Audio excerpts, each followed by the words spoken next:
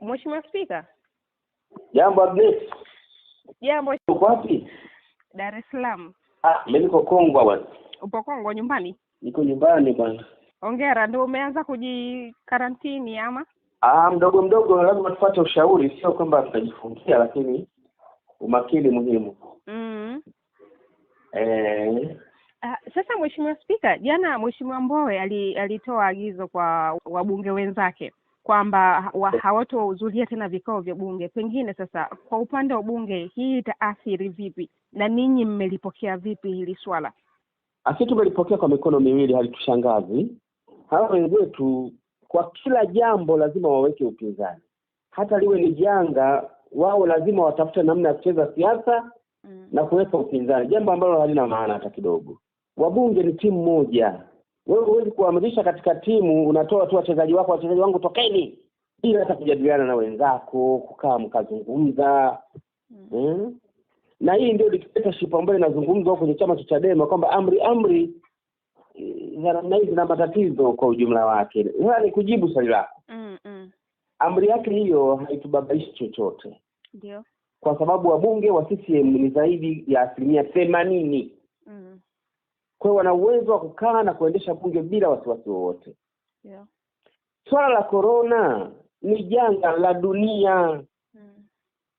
Na sisi Tanzania limetupata. Hakuna anayebisha hilo. Ndio. Kwa hiyo na sisi tuzile wabunge, kwa hiyo serikali sio na budget. Hata kushughuliana hiyo corona. Kwa hiyo watu wote tuondoke tuzile tu. Kama mfanya yeye kwa mfano, na mimi nasema haya, na wabunge wengine wote kaeni majumbani, alafu basi. Kweli huo ndio uongozi? Kwa hiyo mimi nadhani yeye tumwache na mambo yake. Na sisi bunge hatushangai. Wabunge wa Chadema ni wabunge ambao wana bahati mbaya sana. Kazi yao ni kuamrishwa tu. Leo nendeni, leo msiende, leo kama watoto wa primary vile.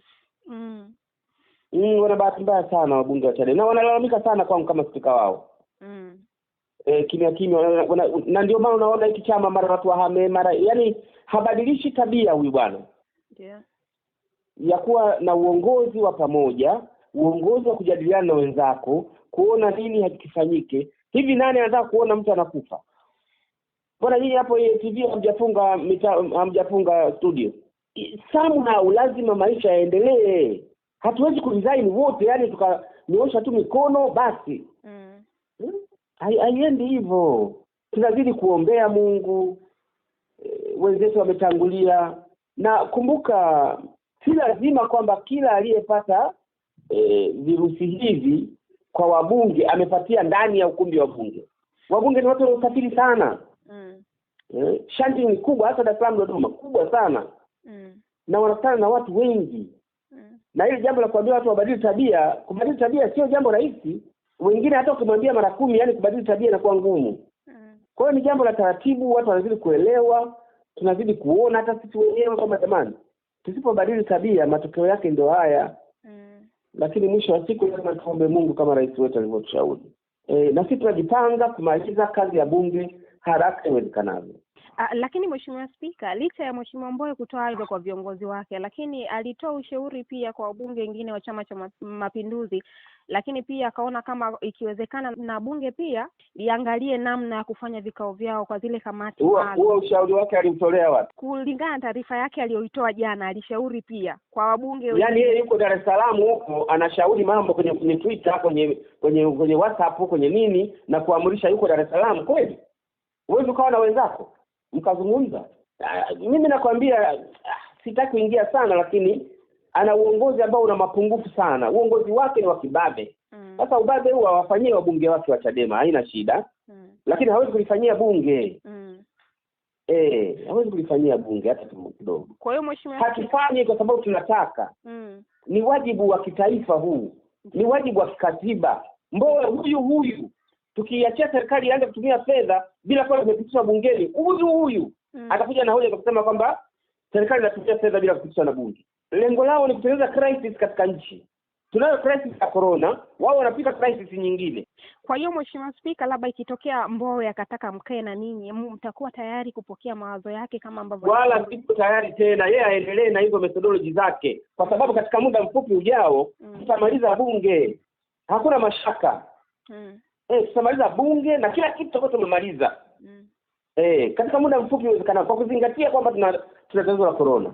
Na toka tumeanza sio kama tujazingatia kama kuna tatizo la corona. Tumejitahidi kubadilisha mambo mengi sana. Tunakaa masaa 4 tu. Ndio. Tunatumia mitandao kwa kiwango kikubwa sana. Ndio. Tumewatawanya wabunge kwenye kumbi mbalimbali. Tunafanya usafi wa hali ya juu. Tumeweka kila vifaa. Hakuna juhudi ambayo hatujafanya. Na muda wa bunge nao tumeusqueeze ili kuupunguza, lakini kazi iweze kuisha. Ndio. Kosa letu ni nini? Labda pengine sasa kama bunge mna mpango labda kuwafanyia vipimo wabunge wote kama itawezekana, ili kujua hali zao, na kama atatokea kila yule ambaye anajihisi vibaya anafanyiwa vipimo. Tunachofanya tutangaze tu. Kila anayejihisi kama vile kidogo haiko vizuri anafanywa vipimo.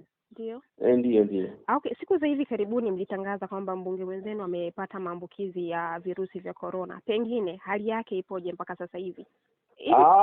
Kule mwanzo wanaendelea vizuri. Hakuna mashaka yote. Hali yake iko nzuri? Vizuri kabisa. Ila bado lazima siku zile zipite za karantini, afanyiwe check tena, afanyiwe check nyingine. Lakini yuko vizuri kabisa. Ni katika wale ambao sio kwamba aliugua. Alikutikana na virusi, katika wale wanaitwa, yani mtu anaweza kupata hivyo virusi lakini si kuonesha. Okay. Kwa hiyo unawekwa tu hali, unapumzika na unapata ile matibabu haya yanayofanywa na practice mbalimbali hizi, lakini si kwamba anaumwa, hapana. Haya, Mheshimiwa Spika, nikushukuru sana. Asante, kila laheri, na niwaasi na nyinyi mjikinge na corona. Corona ni tatizo kubwa sana lipo nchini kwetu, na mwisho wa siku tuombeane wote. Maana hatujui nani atatangulia nani atafuata. Sawa. Asante sana. Haya.